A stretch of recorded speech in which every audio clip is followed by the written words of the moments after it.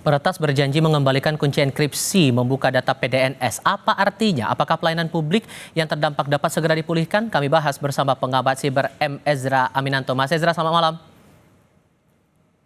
Selamat malam, Pak Tifal. Awalnya minta tebusan 8 juta dolar, habis itu peretas tidak memberikan tebusan lagi, akan memberikan kunci enkripsi cuma-cuma. Kita lagi dipermainkan atau gimana sebetulnya Anda menangkapnya? Ya, sebenarnya ini menarik ya. Artinya kita tentunya tidak bisa percaya begitu saja, begitu. Kita analogikan seperti ini saja. Rumah kita diambil alih oleh orang lain selama 1 minggu, lalu tiba-tiba orang tersebut mengembalikan kunci itu kepada kita. Nah, ketika kita sudah dikembalikan kuncinya, apakah kita merasa nyaman tinggal kembali di dalam rumah itu? Apakah kita percaya dia tidak menaruh sesuatu CCTV atau misalnya alat yang bisa mendengarkan percakapan kita di dalam rumah itu, apakah kita percaya? Jadi pertanyaannya adalah apakah kita percaya kembali untuk tinggal di dalam rumah itu? Dan saya juga membaca artikel opini Anda di Harian Kompas tanggal 2 lalu, judulnya Serangan Ransomware dan Alarm Keamanan Nasional. Saya menangkap ada 2 poin di sini, masalah sistem dan masalah SDM. Mana yang krusial menurut Anda kesalahannya sekarang? Tentu dua-duanya tidak sama-sama pentingnya begitu ya, Mas Tifal, karena sistem juga penting dan SDM juga penting. Jadi di dalam permasalahan ransomware ini sebenarnya kita tidak bisa hanya bergantung dari kecanggihan sistem yang kita miliki, pertahanan sistem yang kita miliki, tapi kita juga harus bergantung terhadap kapabilitas dari sumber daya manusianya. Karena mayoritas serangan ransomware ini pintu masuknya itu adalah dari sisi manusianya gitu. Tidak bisa sulit menembus pertahanan teknis, tapi biasanya dari mengeksploit kelemahan dari sisi manusianya. Oke, dan dalam artikel Anda juga memberikan 5 poin pelajaran dari kasus ini. Yang paling pertama soal backup. Ini perbaikannya gimana untuk sistem kita berikutnya begitu? Karena kan dari Komisi 1 sudah menyarankan harus semua data di backup begitu.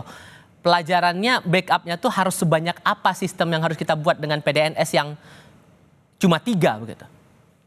Baik, tentu berbicara mengenai backup, semakin banyak backupnya, tentu semakin baik. Tetapi masalahnya adalah, limitasinya adalah mengenai budget. Seperti yang tadi sudah disampaikan juga oleh Bapak Menteri ya, bahwa sebelum ini apa namanya mandat untuk backup data ini adalah opsional begitu, tidak wajib, tidak mandatori.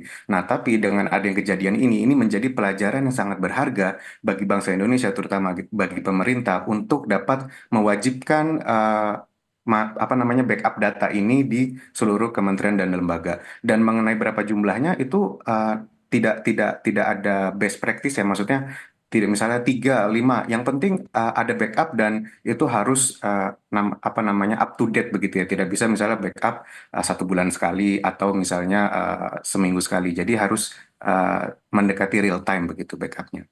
Dan Anda juga menyarankan pembentukan data recover center. Ini sistemnya apakah sama dengan crisis center yang diusulkan oleh DPR juga harus dibentuk kalau sewaktu-waktu terjadi hal yang sama?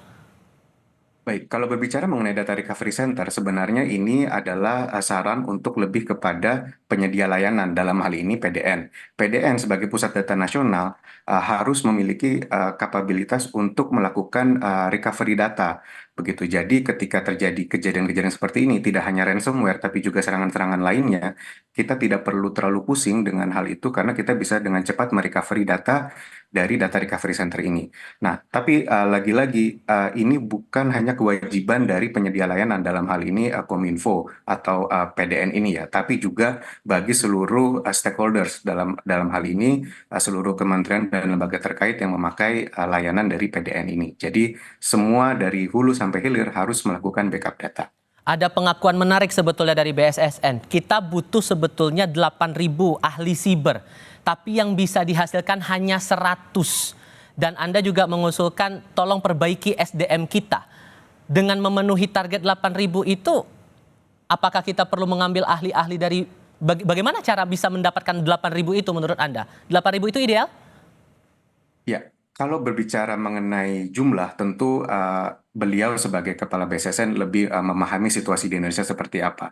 Namun dari perspektif saya, menurut saya memang jumlah orang yang memiliki kapasitas di bidang cyber ini sangat perlu ditingkatkan di Indonesia. Dan menurut saya melihat banyak sekali komunitas di Indonesia ini sebenarnya yang sudah memiliki kemampuan itu, tapi mungkin apa ya namanya belum bersatu, belum bersama-sama untuk menyelesaikan masalah ini begitu ya. Belum Jadi bersama karena apa?